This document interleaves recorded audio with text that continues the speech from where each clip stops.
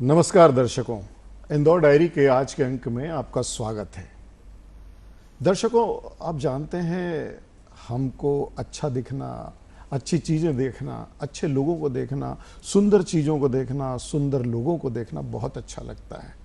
कुछ लोग पैदाइशी सुंदर होते हैं, कुछ उसको व्यवस्थित करके सुंदर दिखने लगते हैं, स्मार्ट दिखने लगते हैं, और इस काम में ब्यूटिशियंस, मेकअप आर्टिस्ट, सौंदर्य विशेषज्ञ बहुत बड़ी भूमिका निभाते हैं।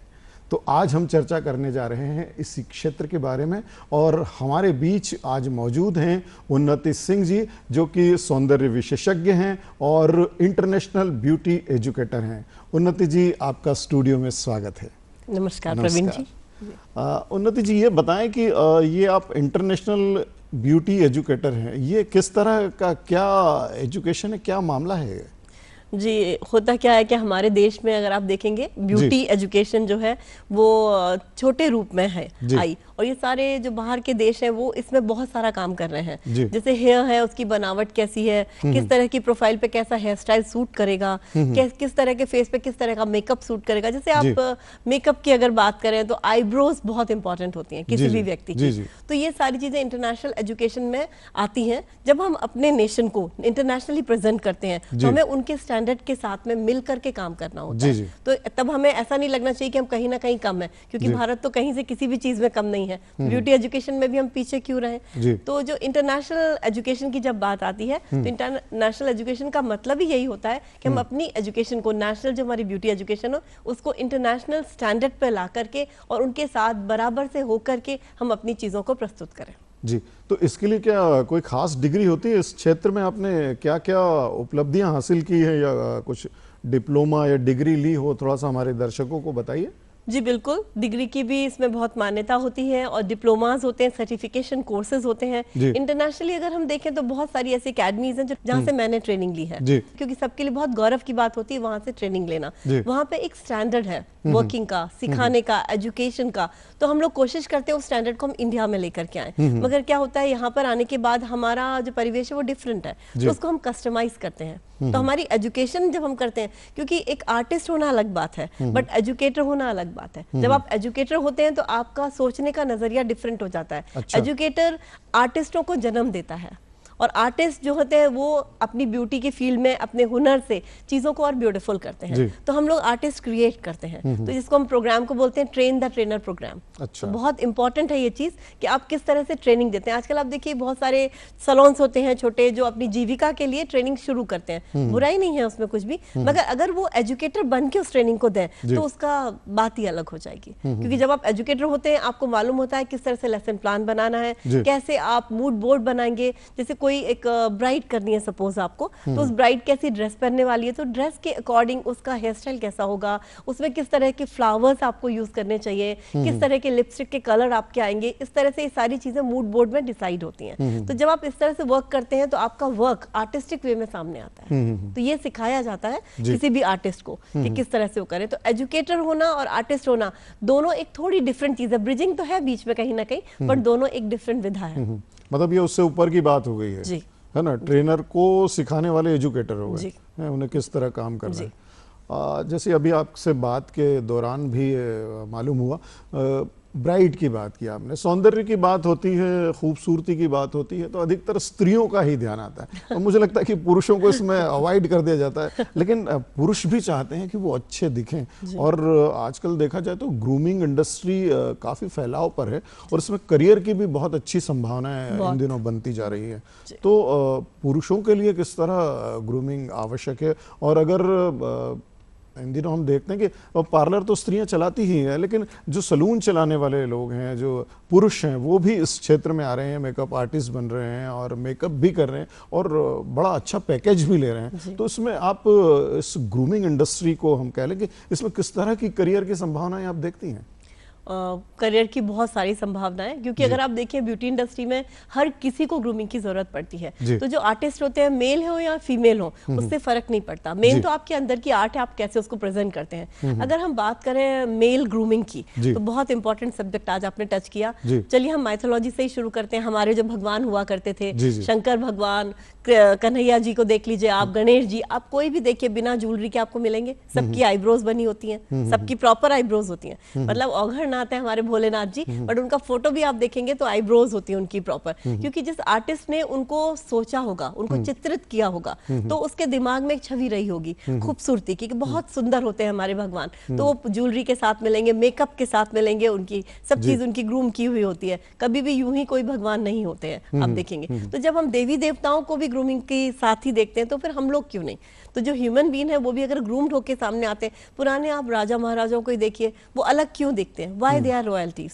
वो रॉयल क्यों है? क्योंकि उनका पहनावा अलग होता है। अच्छा। उनको अगर वो मूछें भी होंगी तो वो स्टाइलिश होंगी, लाइक दैट, अच्छे से उसको स्टाइल कर। जैसे मैं आपकी स्टाइलिंग भी बहुत पसंद आ रही है, आपकी जो स्टाइल, दैट्स वेरी ब्यूटीफुल। सो आप देखेंगे उसमें स्टाइलिंग में आप किस तरह से अपने बियर्ड को रख सकते हैं, कैसे मुस्टैच को रख सकते हैं, हेयर, अगर आपकी हेयर लाइन कैसी है, हेयर लाइन से आपकी पूरी फेस की प्रोफाइल चेंज होती है। जी, हेयर स्टाइलिंग बहुत इंपॉर्टेंट है। बाल भले आपके 4 हों, बट उनको रखना कैसे, वो इंपॉर्टेंट है, ये चीज है। बट हेयर इंडस्ट्री अपने आप में बहुत बड़ी है। आप देखेंगे हेयर में बहुत काम हो रहा है। और अगर आप इस फील्ड में आते हैं, मेल या फीमेल कोई भी आते हैं, सिर्फ हेयर को ही अगर सब्जेक्ट को पकड़ते हैं, अच्छा। तो बहुत बड़ा है, जिसमें आपको हेयर की ग्रूमिंग आपको देखने को मिलेगी, जिसमें हेयर ग्रोथ के बारे में बात होती है, विग है, पैचेस है, हेयर कटिंग है, हेयर कलरिंग है, साथ ही साथ हेयर ट्रीटमेंट्स है, बहुत सारी चीज हेयर में होती है। तो पहले हम ये देखा करते थे कि एक जो पार्लर हुआ या जो हमारे बार्बर हुआ करते थे, वही सब कुछ कर देते थे, वही पगड़ी पहना देंगे, वही शेविंग कर देंगे, वही हेयर स्टाइल कर देंगे, वही आपका मेकअप भी कर दिया करते थे। लेकिन जैसा आप बता रही हैं, आजकल ये इसमें बहुत सारी फील्ड हो गई हैं कि मेकअप आर्टिस्ट अलग हो गया है, हेयर स्टाइलिस्ट अलग हो गया है, तो स्किन केयर वाला अलग हो गया है, कुछ इस तरह का भी होता है। और इसमें भी बहुत दबदबा चलता है कि मेकअप आर्टिस्ट हेयर नहीं करेगा, हेयर आर्टिस्ट मेकअप नहीं करेगा, उस तरह से। तो मुझे लगता है अच्छा भी है, सबको काम मिलेगा, नहीं तो एक ही व्यक्ति सारी चीजें करता रहेगा। तो जब आपने बात की कि पहले जो हेयर कट करते थे वही ग्रूमिंग करते, वही दूल्हे को तैयार कर देते थे, सब चीज करते, अब ऐसा नहीं है। क्योंकि हेयर ड्रेसिंग में भी जरूरी, पहले क्या है, एक पर्टिकुलर फील्ड, केश शिल्पी वर्ग ही इसमें आगे था, केश शिल्पी ही ये सारी चीजें करते थे, आप देखेंगे। मगर अब ऐसा होता है कि सभी तरह के फील्ड के लोग इसमें आ गए। इसमें कोई भी धर्म जात पात नहीं है, क्योंकि ये आर्ट है, पढ़े लिखे लोग भी हैं। मैं खुद ही हूँ, मैं तो मेडिकल छोड़ के इस फील्ड में आई। जी। तो ये I also do here dressing, और हमने मेल का भी सीखा है, क्योंकि विडाल सैलून जहाँ से मैंने ट्रेनिंग की है, वहां पर मेल फीमेल दोनों को सिखाया जाता है। यहाँ जेंडर से कोई मतलब नहीं होता, आर्ट से मतलब होता है। तो जेंडर से परे होती है आर्ट। और कई बार तो कुछ लोग, मैंने सुना है कि वो प्रेफर करते हैं कि मेल उनका मेकअप करे, उन्हें लगता है कि वो ज्यादा सदे हुए होते हैं। उसका रीजन है, बहुत इंटरेस्टिंग बात आपने बोली, कि जो मेल होते हैं उनके अंदर जेलसी नहीं होती। अच्छा। जब भी वो किसी फीमेल को रेडी करेंगे, वो अपना पूरा 100% देंगे। आर्टिस्ट को अपनी हर कृति को ब्यूटीफुल बनाना होता है। आर्टिस्ट के लिए, चाहे वो ब्राइड हो या कोई जिसका भी वो काम कर रहा है, उसको लगता है उसको सबसे खूबसूरत बना करके पेश करे, क्योंकि वो जितना अच्छा अपनी आर्ट को प्रेजेंट करेगा, उतना ही उसका नाम होगा। हर व्यक्ति नाम के लिए काम कर रहा है। तो ये जैसे हम बात कर रहे थे ग्रूमिंग इंडस्ट्री में करियर के बारे में, तो मान लीजिए कोई करियर के लिए इसमें शामिल होना चाहता है, तो पहले उसे बेसिक सारी चीज़ें सिखाई जाएगी, या मान लीजिए मैंने एडमिशन लिया तो मुझे सिर्फ हेयर पे ही फोकस करना है, या बाकी सारा भी सिखाया जाता है? हम हमेशा ऐसा सजेस्ट करते हैं कि आप जब भी इस फील्ड में आना चाहें, ब्यूटी इंडस्ट्री में आप जब पहला कदम रखना चाहें, ABCD से ही शुरू कीजिए। जैसे कि हम अपनी पढ़ाई करते हैं, प्राइमरी स्कूल जाते हैं, किंडरगार्टन में पढ़ते हैं, फिर उसके बाद फर्स्ट सेकंड थर्ड क्लासेस को पढ़ते हुए हम 12th करते हैं, फिर ग्रेजुएशन करते हैं। सेम हमारी फील्ड में होता है। आप पहले सब चीज सीखिए, क्योंकि ब्यूटी फील्ड में आपको नहीं पता कि आपके अंदर क्या चीज इंटरेस्ट ले ले। कभी कभी हम मेकअप आर्टिस्ट बनने आते हैं और हेयर स्टाइलिस्ट बन के एंड होते हैं, ऐसा भी होता है। हाँ, क्योंकि हम किसी को जब हेयर करते देखते लगता है बाप रे, मुझे तो यही सीखना है। बहुत ही इंटरेस्टिंग है, क्योंकि जब भी किसी की कुछ किया जाता है, जैसे हेयर स्टाइल किया जाता है, मेकओवर किया जाता है, पूरी पर्सनालिटी चेंज हो जाती है, जो बहुत इंस्पायर करती है। जब भी आप किसी को बहुत बदलाव देखें, एकदम से चेंज दिखेगा, आपको बहुत अच्छा लगेगा। और नेचुरली पैसा बहुत है इस इंडस्ट्री में, क्योंकि आप जब भी कोई चीज करेंगे, तो जब कोई खुश होगा, तो 100% आपको देगा। जी जी। ये चीज है। तो आप कभी भी देखेंगे, आप कुछ भी करें, हेयर, मेकअप, स्किन, आपको किसी में भी सीखना हो, पहले सारी चीजों को जानिए, फिर रुझान देखिए आपका किस चीज में है, जिसमें रुझान है उसमें मास्टरी कीजिए तो बेस्ट होगा। क्योंकि आपकी जो अच्छी चीज है उसको ही और अच्छा कीजिए। अब कभी कभी क्या होता है कि आपका हेयर कट उतना अच्छा नहीं है बट आपका मेकअप अच्छा है, बट आप चाहते नहीं मैं हेयर ड्रेसर भी बहुत अच्छा बन जाऊं, मैं हमेशा बोलती हूँ आप मेकअप आर्टिस्ट और अच्छे बनिए, उसमें ज्यादा बेटर कीजिए। क्योंकि जो चीज आप, जैसे आप मेडिकल पढ़ते हैं, सपोज आपने एमबीबीएस की, आप सारी चीजें पढ़ते हैं, पर आपको लगता है आपके अंदर कहीं ना कहीं एक सर्जरी वाला गुण ज्यादा है, तो आप सर्जन बनना चाहेंगे, उसके लिए आप मेडिसिन में करना चाहते हो, आप मेडिसिन में जाएंगे, डिपेंड करता है आपको क्या करना है। ऐसे ही हमारी फील्ड में, तो आप अपने फील्ड को चूज कर सकते हैं वाइसली, बट पहले आप सारी चीजों को जानिए। क्योंकि कभी कभी नेल आर्ट करने में भी इतना मजा आता लगता है कि हम नेल आर्टिस्ट ही बन जाए। इजी है, छोटे से बैग में सामान लेना है हमको और हमारा काम शुरू कर देना, शॉप भी नहीं चाहिए उसके लिए। तो ये जैसा आपने बताया नेल आर्टिस्ट बन जाए, तो नेल में भी क्या कुछ करियर बन सकता है? क्या इसमें इतना पैसा है? बहुत। अभी आपके अगर मैं नेल ग्रूम करूं तो अभी 2000 रुपीज ले लूंगी आपसे। जी, and it will take hardly half an hour, 30 minute में 2000 रुपए। बढ़िया है। It's a very beautiful industry. और जब भी कोई खुश होता है तो हमारी इंडस्ट्री के लोगों को ही याद करता है। अच्छा। आपके घर में कोई भी खुशी होगी, बर्थडे पार्टी, शादी, तो आप क्या करेंगे? सबसे पहले ब्यूटी सैलून ढूंढेंगे, अच्छा ब्यूटी आर्टिस्ट ढूंढेंगे, और जब भी आप ब्यूटी आर्टिस्ट के पास जाएंगे तो आपको मेहंदी है, नेल्स आपके हैं, देन आपका मेकअप है, स्किन अच्छी होनी चाहिए तो मेकअप अच्छा होगा, हेयर है, हेयर में कलर करना चाहिए कि नहीं करना चाहिए, ड्रेपिंग कैसे करना है, साड़ीज कैसी होनी चाहिए, ज्वेलरी कैसी होनी चाहिए, सारा कुछ पार्ट है इस फैशन इंडस्ट्री का। तो मान लीजिए हमने ये तय कर लिया, किसी ने तय कर लिया, किसी पुरुष ने या स्त्री ने, कि उसे इस फील्ड में आना है, तो उसे किस तरह के जगह जाना होगा, कहाँ संपर्क करना होगा, या कोई किसी भी पास पड़ोस के मोहल्ले में सीख ले, कॉलोनी में सीख ले, या कोई अधिकृत संस्थान भी इसके लिए उपलब्ध है? जी, बहुत अच्छी आपने ये बात कही, क्योंकि इसके अधिकृत संस्थान होते हैं, क्योंकि जो इंस्टीट्यूट होते हैं वो बहुत ज़रूरी है वो ट्रेंड हो। वहाँ जो ट्रेनर्स हैं, जो एजुकेशन दे रहे हैं, वो ट्रेंड होने चाहिए आपको ट्रेनिंग देने के लिए। अभी जिस तरह की अकेडमीज हो रही, देखना लॉ आएगा गवर्नमेंट का, आप देखिए महाराष्ट्र में आया, अच्छा। और बहुत सारे वहाँ पर अकेडमीज क्लोज हुए जो कि ऑथराइज नहीं है ट्रेनिंग देने के लिए। कोई भी कहीं भी सीख कर, कुछ लोग सोशल मीडिया से सीख कर भी चलाने लगते हैं, और फिर उनको केमिकल्स के बारे में जानकारी होती नहीं है। किसी की स्किन खराब हो रही है, किसी के हेयर डैमेज हो रहे हैं।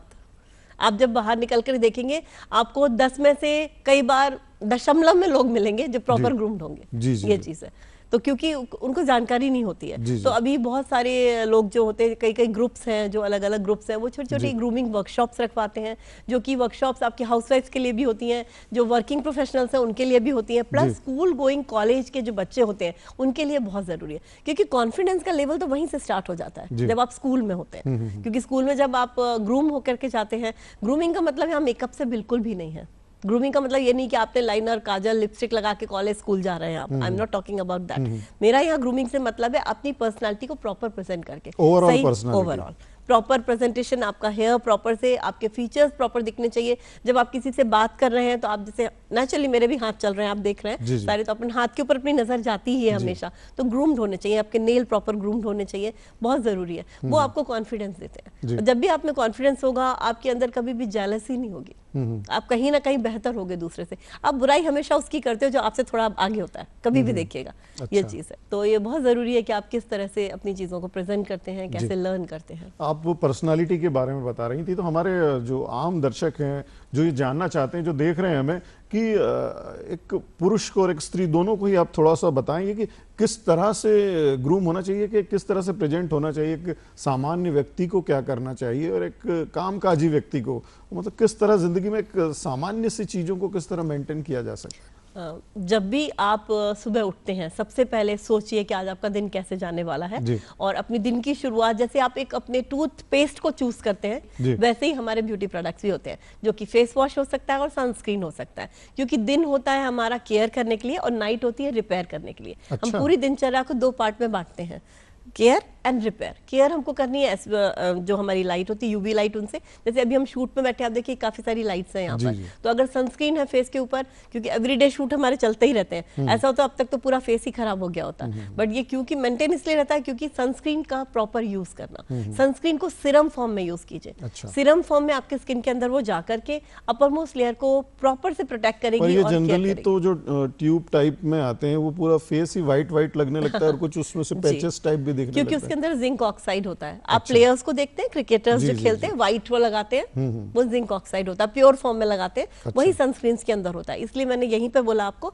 कि सनस्क्रीन सीरम फॉर्म में होनी चाहिए और SPF 50 मिनिमम होना चाहिए। तो ये जो नॉर्मल हमारे दर्शक हैं जो सामान्य घर में रह रहे हैं या ऑफिस आना जाना करते हैं, क्या उन्हें भी ये लगाना पड़ेगा सनस्क्रीन? बिल्कुल, इवन जो घर में खाना बना रही हैं, जिस प्रोग्राम को देख रही हैं अगर वो, तो उनको भी लगाना चाहिए, क्योंकि गैस के बर्नर से भी जो आपकी लौ आती है, उसकी जो लाइट आती है, वो भी आपको UV प्रोटेक्शन की, उससे भी आपको जरूरत होती है, क्योंकि वो भी आपके स्किन में पिगमेंटेशन दे सकता है। छोटे छोटे फ्रैकल्स होते हैं जिनको तिल बोलते हैं, हम चेहरे पे काफी सारे हो गए, वो हो सकते हैं। कई बार व्हाइट मीलियाज होते हैं, वो भी देखने को मिलते हैं। तो स्किन को जब भी हमें प्रोटेक्ट करना है और एजिंग से बचना है, आजकल सब लोग डरते हैं एजिंग होने से, सबको स्किन टाइट चाहिए और ब्राइट चाहिए, दो ही चीज चाहिए लाइफ में, लाइटनिंग एंड टाइटनिंग। सबको गोरा होना है और टाइट स्किन चाहिए। तो ये दो चीजों का पहला फेज जो है वो आपका UV प्रोटेक्शन है, सनस्क्रीन। अच्छा। वो आप कीजिए। तो दिन हमारा केयर से स्टार्ट हुआ, और जिसमें मॉइस्चराइजर और सनस्क्रीन होना चाहिए। सीरम फॉर्म में जब होगा तो मॉइस्चराइजर इनबिल्ट होता है उसके अंदर। अच्छा। एक से ही आपका काम चल जाएगा।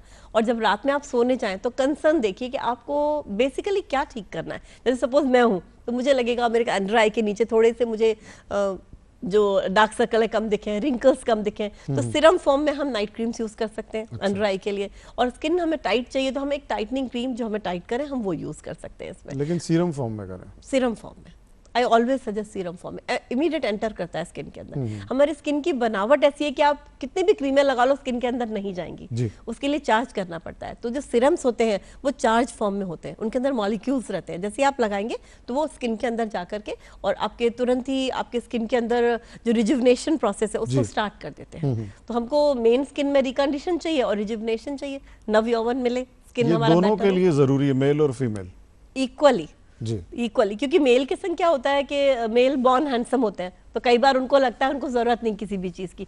बट मुझे हमेशा ये लगता है कि जो मेल है आप बहुत हैंडसम है, बहुत अच्छी बात है, बट उसको आप मेंटेन रखिए। जैसे आप बाहर जा रहे हैं धूप में, सन में निकलना ही, आप कितने भी कार में बैठेंगे बट जब आप उतरेंगे बाहर तो आप एकदम से लाइट फेस करते हैं। जब लाइट फेस करती है आपकी आंखें सिकुड़ती हैं थोड़ी सी कभी भी। तो एक बहुत अच्छा सा प्रोटेक्शन यहाँ पर क्रीम भी नहीं चाहिए, वो है आपका सन ग्लासेस। प्लीज पहनिए, क्योंकि जो हम सन ग्लास लगाते हैं वो फैशन नहीं है, that's protection for your eyes also. साथ ही आपके रिंकल्स को भी, जो एक्सप्रेशन लाइन्स होती हैं उनको भी वो मेंटेन करता है और आपकी ज्यादा एक्सप्रेशन लाइन्स नहीं आने देता है। और क्रीम्स के साथ रात में हम उसको मेंटेन कर सकते हैं, जो हमें डैमेजेस हो रहे हैं दिन भर में उनको हम मेंटेन कर सकते हैं। तो ग्रूमिंग की बात चल रही थी, तो आप ये बताएं कि किसी को ग्रूम या कहें कि स्मार्ट दिखना है और अच्छा दिखना है, लोग उसकी तरफ आकर्षित हों, सभी की ख्वाहिश होती है कि लोग मुझे देखें और तारीफ करें, तो किन किन चीज़ों का हमें ध्यान रखना चाहिए?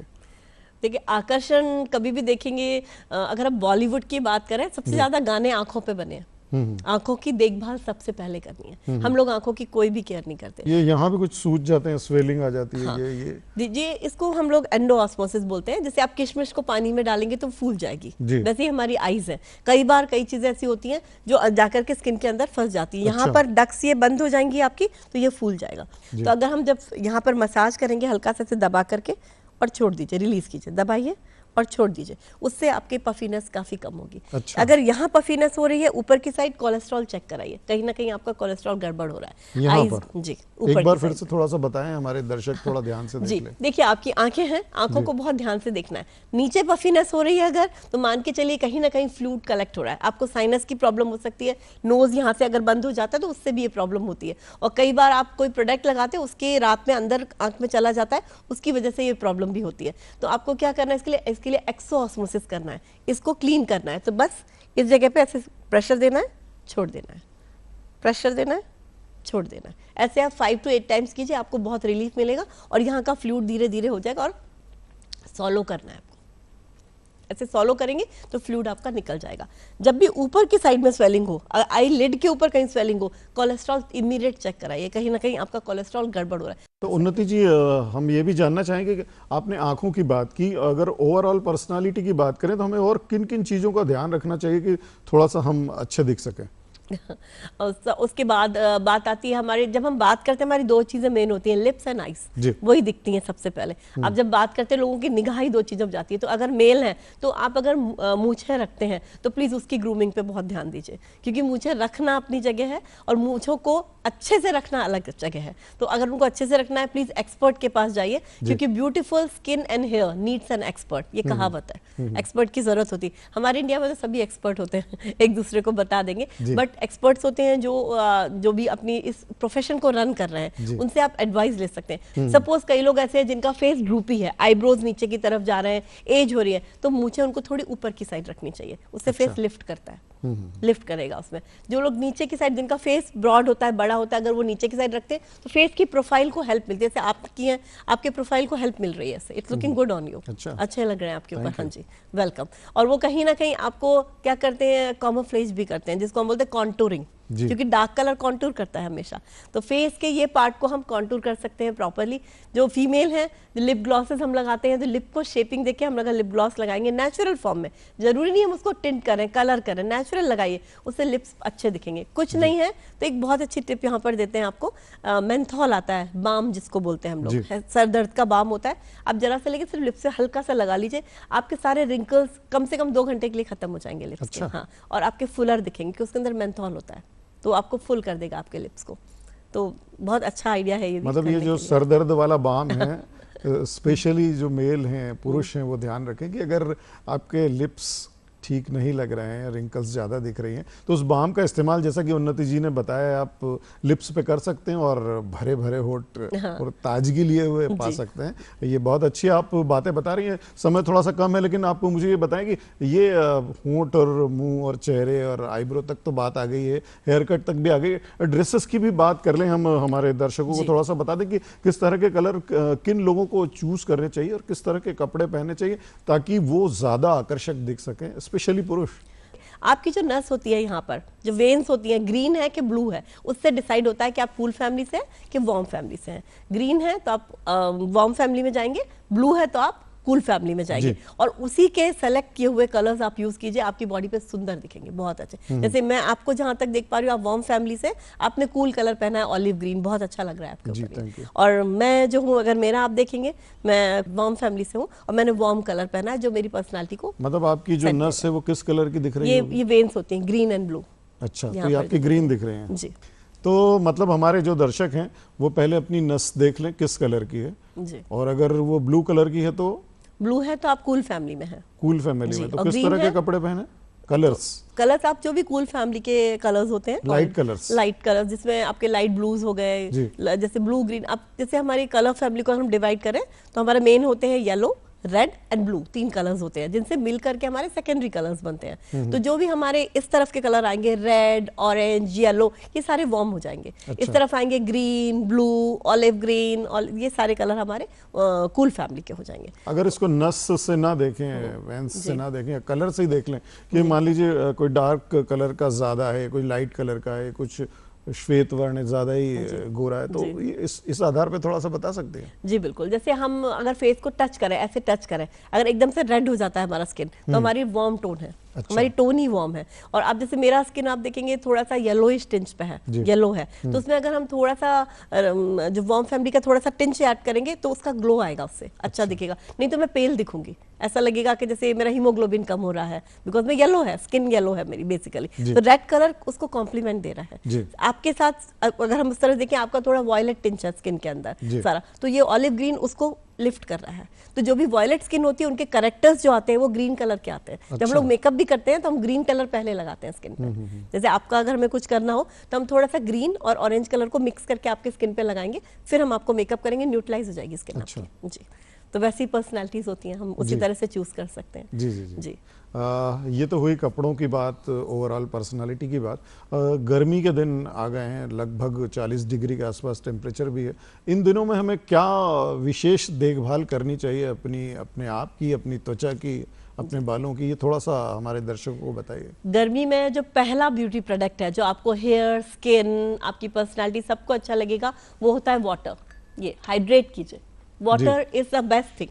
क्योंकि वाटर आपको हाइड्रेट करेगा, जितना आप हाइड्रेट करेंगे उतनी स्किन शाइन करेगी, उतने ही बाल आपके हेयर फॉल नहीं होगा और उतने ही आप एनर्जेटिक भी फील करेंगे। तो पहला प्रोडक्ट तो वाटर ही होता है, जो हम लोग हमेशा बोलते हैं कि आप पानी ज्यादा पीजिए, पानी लेते रहिए, हाँ वो इंपॉर्टेंट होता है आपके लिए। फिर इसके अलावा आप सनस्क्रीन जरूर यूज कीजिए। नाइट केयर में जो आपके प्रोडक्ट होते हैं उनको जरूर यूज कीजिए, क्योंकि नाइट में जो भी दिन में डैमेज हो गया है उसको ठीक करना जरूरी है। तो नाइट हमारी रिपेयरिंग के लिए होती है, तो रिपेयर करने के लिए नाइट प्रोडक्ट्स जरूर यूज कीजिए।